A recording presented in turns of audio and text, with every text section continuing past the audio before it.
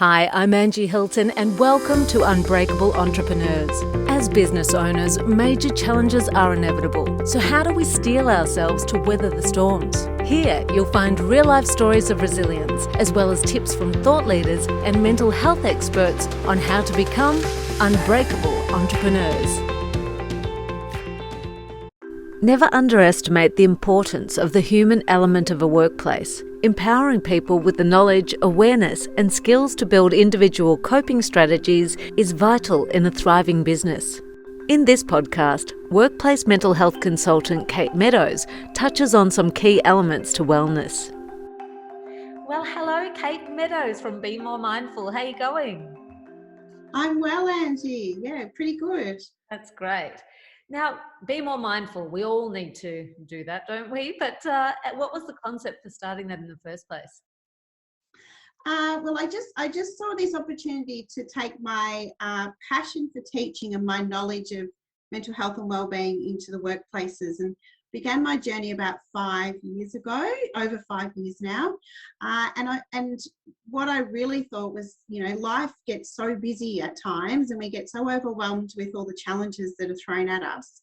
Sometimes it really is good to sit and be more mindful and just stop and think about how we're traveling. So that's really my message every single day that I work in a variety of ways. So yeah, I thought it was a pretty cool, catchy name. Sure is. Yeah. So, looking back in your past, can you explain what that was all about? And it was mainly to do with teenagers, wasn't it? Yeah, it was. So I've really had two lives, which sounds bizarre, but for a long time I was a high school teacher and really enjoyed engaging with that teaching every single day. And then I sort of went on to do some extra study and became a wellbeing coordinator at a local high school. And I really enjoyed doing that also, in connecting with people in a very individual way.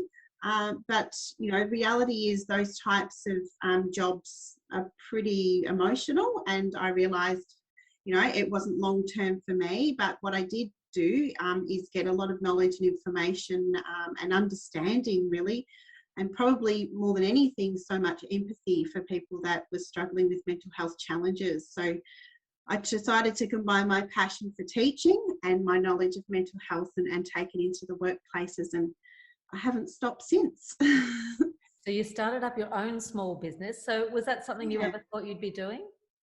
Oh, absolutely not. Absolutely not.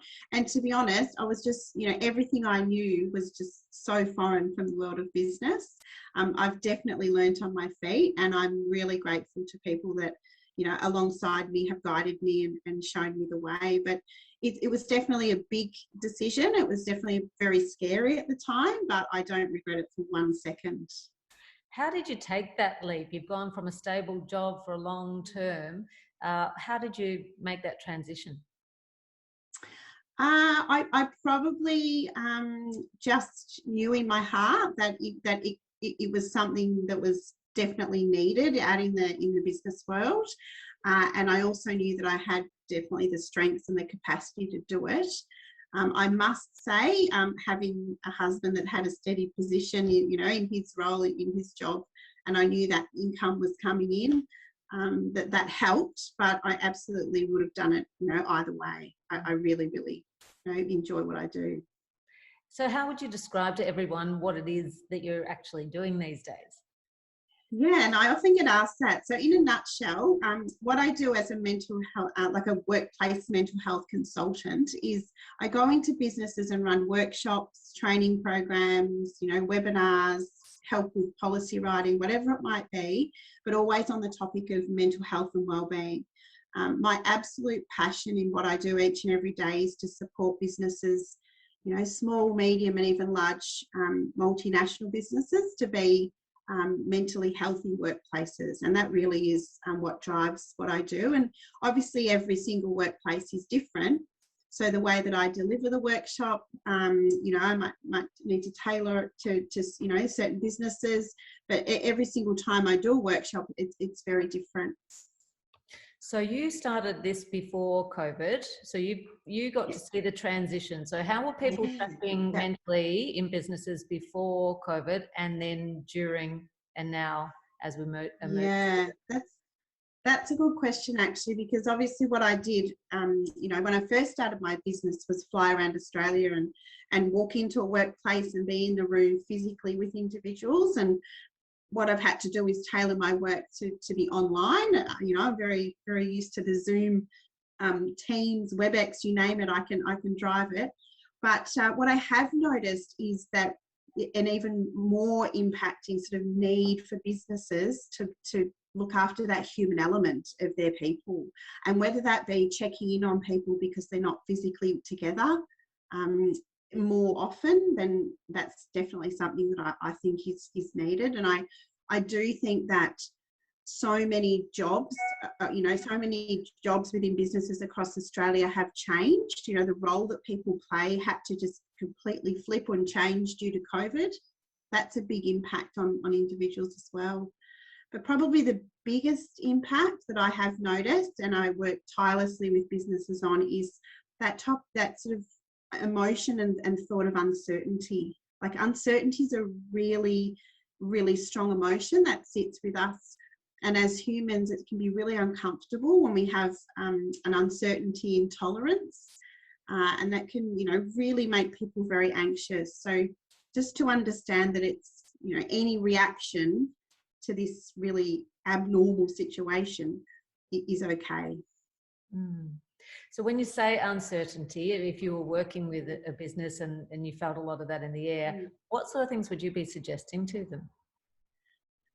I think probably the biggest suggestion I always offer is to try and find some type of self-awareness. Like, I honestly could say, if I could give a gift to everyone on this planet, it would be the gift of self-awareness. If you can just stop and recognise and think, you know what, I'm really struggling, and to say it out loud, even if it's to a family member or a friend. And then if it's really impacting on you, to go and access professional support as early as you can. But, uncertainty is one of those sort of what we call the big five emotions that often impact us. And it's uncomfortable if you're not really used to not being in control. So some of the tips I often offer is to just try and have that positive mindset. And a big tip I have is like back pocket optimism, I call it. So just always having two things in life to look forward to. And as soon as you've only got one, quickly plan another one. It is something that almost like a mindset, and it gives you hope for the future that you're going to enjoy something rather than just be constantly worried about what's happening next. I love that. I've never heard of that. Is that your concept, back pocket optimism? Yeah. So I often sort of say, there's a reason we've got two pockets in the back of our jean pants, and it's to put our two things in there. And once, I'm a big one must say for holiday planning. If I don't have 2 holidays planned, I quickly plan one. And that I really struggled with that through COVID. I know that sounds really a little bit like that's, really, but my whole life I've loved holidays, family holidays. And if I couldn't go, that's something I really struggled with. I mean, I know everybody struggled in different ways, but yeah, for me, having 2 things, and I've used that with clients for many years, that back pocket optimism can definitely bring that hope and optimism to your world. Have you got a couple of things in your back pocket at the moment, Kate? Yeah, I've booked holidays, don't you? But it doesn't have to be big things. It can just be small, catch up with a friend, going out for dinner, or, something planned with your family or friends or colleagues, just something to look forward to. I love it. I really love that. Now, I know you also talk a lot about self-care, and I'm learning it myself to prioritise it, but what would you say to someone who's never sort of made that effort to implement some tools there? Yeah. Self-care's it's a real throwaway line. What about self-care? You need to do self-care. And I think sometimes people think, well, yeah, okay, I do, but what is it? So I always describe self-care as, it's an explicit behaviour to try and improve the way you're feeling. And it is about building that positivity into your life. And we know as humans that we struggle constantly, and we can't shy away from the fact that difficult emotions are part of life, and you have to face them head on and accept that you feel them. But what we can do is balance them out with some of our most positive emotions. So things like joy and hope and interest and gratitude and pride, those types of emotions are what bring us mental health wellness. And explicitly doing things in life that bring us those emotions is what self-care is all about. So it might be, taking part in a new hobby or an interest, that's that interest emotion. It might be a practice of gratitude and being kind to someone. Well, that's part of self-care as well. So I honestly, I probably was someone many years ago that thought self-care was chocolate drinks and spas and massages, but it's so much more about explicit behaviours that really bring you positivity. And stopping to work out what it is that you love doing. That was a revelation to me. It's like, what are my list of songs that I just love and make me feel good? What are my list of movies that really lift me up when I need them? And who are the friends I call when I really need that lift? It's really stopping and assessing what makes you, bubble up with happiness. And as part of self-care is, as you just said, friends and that social aspect of life. And I have a little tip I give people a lot too. It's called, pick your people. Really sit back and think, who is it that gives you that positivity? And when you, as often as you can, make time to spend with them. Yes, that's another great self-assessment tool, isn't it? To check in with yourself once you leave a person, to check if they lifted me up or brought me down, and that can sound a bit harsh. No, and it's part of some of this, topics I deliver in my workshops, and sometimes it's what we call sort of emotion contagion. When you spend time with someone and they're really vibrant and positive, you do feel that when you leave. But and I know we are absolutely, it's important that we spend time supporting people that are struggling. But if it's a consistent feeling you're getting, then that, you have to be a little bit selfish at times and really pick your people, spend time with people that give you that positive feeling. And that's all part of self-care as well. Yeah. So with you personally in COVID coming out the other side, was your business affected a lot, or were you still in great demand or more demand than ever because of it? Well, yeah, and I do feel, right at the beginning of the pandemic, like any other business owner, I sat there for a moment in shell shock thinking, well, there goes my business, because I go into workplaces. And it was just, it was a simple conversation with a friend who was pretty tech savvy, who, just said, what are you talking about? Your business is going to thrive. And I was like, what do you mean thrive? I can't fly to, Sydney or drive to Melbourne to deliver. And it's like, it's called Zoom. And I honestly, and up until 2 years ago, maybe had used Zoom twice. Or now I can just, I can deliver workshops for a whole day and keep people's interest with all the aspects that the virtual world offers, things like breakout rooms and activities and videos and, discussions. And so I must say, once I got going and I realized the virtual world was potentially an asset to my business, I've been pretty booked up for the last 12 months, 18 months and going forward, absolutely. That is amazing. And I guess it opens up also, not just to Australia, then you open up to the world, right? Yeah, absolutely. And I have, like over COVID, I've been delivering sessions to the US, to New Zealand, to all different countries. But, my heart does fly in Geelong. Like, I'm a Geelong born and bred person. So what I have noticed recently is definitely Geelong businesses contacting me and getting on board. And, word spreads pretty quickly in Geelong when you're doing a good job and people appreciate the work you're doing, which I'm really quite proud of. So you deliver numerous workshops, but one of the most important things that I think you're doing is the mental health first aid training. And I guess a lot of people may not know exactly what that is, and why is it important potentially for businesses for you to train their staff? Yeah, so mental health first aid, It's been around for about 20 years, Angie, and it's not until probably the last few years that it's really got legs. It's a very popular training and well-regarded training program for workplaces.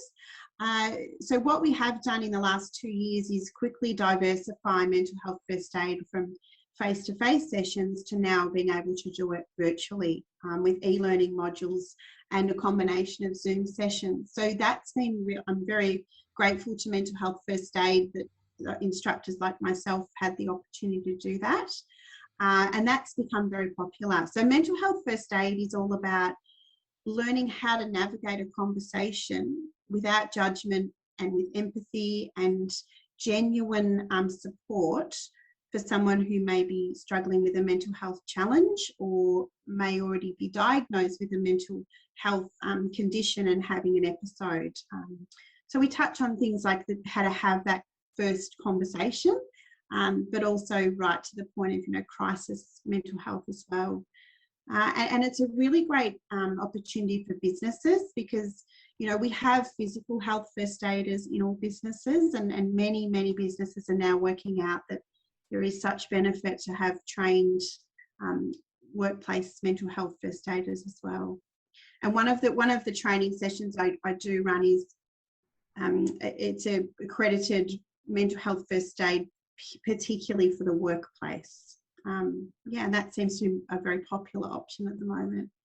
And it's a great thought that all staff members will be able to be looking out for each other and know how to step in if they feel a little bit concerned about someone else. Yes, yeah, and it doesn't at no point do we want people who undertake the course to think that they have to take on a counselling role, or that they're responsible for others, but it really does just build confidence and help people feel comfortable to have these conversations. And, to be honest, if we can normalise the language of mental health and that it's really common for people to struggle in a workplace, then I feel like I'm doing a really great thing in this sort of business world. Yeah. And with everything that you've learned, have you personally had to go through the same sort of challenges that you're having to talk about to have that understanding? Yeah, definitely. And to be honest, it probably wasn't until I had a pretty significant grief situation many years ago that I realised, this is a really uncomfortable place to be. And I was very grateful to those friends that sort of reached out to check in, and not just check in once, but check in over the years. And I think, through our life, we all have challenging times. It's something we can't shy away from. I don't know one person who has a perfect life. And what I soon realised was, to be mentally healthy wasn't about running away from the challenges I was facing. It was definitely about, building coping strategies to get through those tricky emotions when they came and, sat there. And sometimes, and I've felt this, when you're in the thick of something such as grief, you actually need to let it out whenever you can. Just feel those yucky feelings, because I heard someone talking about if you block sadness, you block happiness. If you block anger, you might block joy, or it's like a balancing act. So if you don't let yourself feel those really tricky feelings, you could be sort of shutting down and putting up a wall and becoming a little bit numb. Would you agree? Yeah, absolutely. And a big part, once again, back to self-care, part of self-care and that awareness piece is naming that emotion and knowing what it's doing to you. So I feel really sad and my tummy's churning and my throat's closed up and I feel, sweaty palms or whatever it might be that's bringing you. But just to name it and to recognise it I feel like it's it's a big step in being well. Absolutely. Because I guess our tendency may be to try to distract ourselves or have a drink of alcohol or whatever it be, to take that pain away. But sometimes if you have a private moment to just sit in the pain and let it out however you can, and sometimes it might be just finding that song that actually makes you cry and just let those things out. I find that works for me. Oh, absolutely, it does, and that's a strategy too. So it's good to hear that it's Sometimes it's music, sometimes it's movies, sometimes it's going for a walk. You know, we just, every day is going to be different, and in those big five emotions of, you know, we call them big five because they really are the trickiest ones, of sadness, anger, fear, which obviously is associated with any type of anxiety, uncertainty, and guilt. So those five emotions, they're really uncomfortable. And when we peel back mental health as a topic and as a part of our life, like 100% of us have mental health. Like it's part of being a human, because mental health is your thoughts, feelings, and emotions. And it's a matter of how much they impact the way you function, and, you know, doing our very best to try and work through those difficult times. Awesome. Love it. Now, can you tell us what courses you have on offer, and where can people find you? Yeah, sure. So I have so many, like the workshops are never ending, because, you know, sometimes the business might contact me and say, you know, we have people returning to the office that are really anxious. How can we support them? And I come up with some practical ideas. A lot of what I do, probably one of the most popular sessions I deliver, is developing an individual self-care plan. It's a very practical session of going through the 6 aspects of self-care. But I've, you know, lots of things on psychological safety in the workplace, how to have supportive conversations, and obviously the mental health first aid is a popular one as well. Wonderful. And where can they find you? Your website is? Oh, yeah, absolutely. BeMoreMindful.com.au, but also just to email Kate at BeMoreMindful.com.au. More than happy to help out. Great. And Kate will be delivering some workshops for us over the next few months for the Chamber of Commerce. So thank you so much for your time today and your wisdom. Yeah, thanks, Angie. I'm just thrilled to be involved in the program at the Chamber.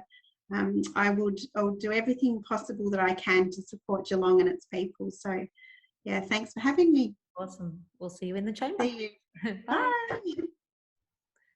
That was my pretend goodbye. I'll just what? I'm Angie Hilton, and thanks for listening to Unbreakable Entrepreneurs Podcast. If you've enjoyed this, don't forget to subscribe and head to geelongchamber.com.au for more wellbeing tips. This has been brought to you by the Geelong Chamber of Commerce and the Partners in Wellbeing program.